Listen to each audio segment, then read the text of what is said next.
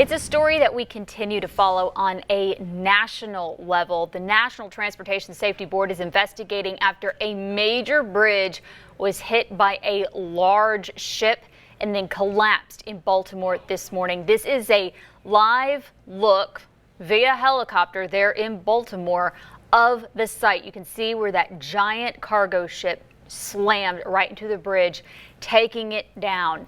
8 construction crew workers were fixing potholes there on the Francis Scott Key Bridge at the time of the crash. 6 of them are missing and presumed dead.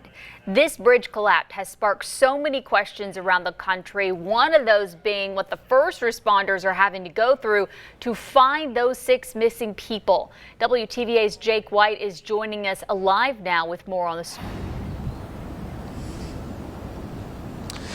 By now, many of us have seen that terrifying and shocking footage coming out of Baltimore this morning. And now that the sun is up and they're examining the damage, we want to know exactly what the first responders could be going through. So for a little background on this bridge, it was a major bridge in Baltimore. It's the Francis Scott Key Bridge, carrying more than 30,000 people a day. Now, the first responders are working tirelessly to find the missing victims. I spoke with an instructor for the Mississippi Fire Academy to get an idea on exactly what those first responders could be going through.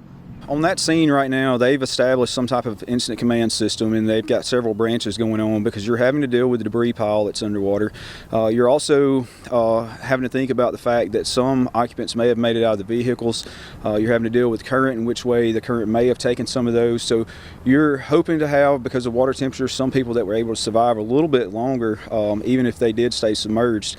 But you're looking for people that's traveled away from that debris site, that made it out of the vehicles. So you're having to search downstream of where that occurred, but then you're also having to focus on the debris pile and people that possibly didn't make it out of the vehicle. So you've got several situations there that's going on, and you're trying to put a rescue plan together to try to mitigate, and then possibly still find people that could be alive, depending on how long they've been underwater now.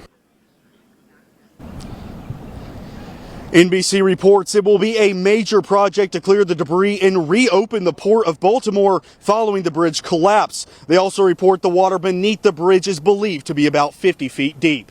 Now, this is a developing story coming out of Baltimore, so we're going to work to keep you updated here at WTVA 9 News and on the WTVA News app. But for now, live here in Tupelo, Jake White, WTVA 9 News.